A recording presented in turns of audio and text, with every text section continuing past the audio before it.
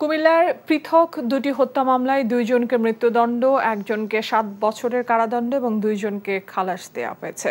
কুমিল্লা বরুড়ার বড় লক্ষ্মীপুর গ্রামের আক্তারুজ্জামান হত্যা মামলায় হাফেজা আক্তার তাসমিয়াকে মৃত্যুদণ্ড, তার স্বামী শাহিন ভূঁইয়াকে 7 বছর কারাদণ্ড এবং তাসমিয়ার দেবর মিজানুর রহমানকে বেকসুর খালাস দিয়েছে আদালত। দুপুরে কুমিল্লার অতিরিক্ত জেলা ও দায়রা জজ তৃতীয় আদালতের বিচারক রোজিনা খান এই রায় দেন।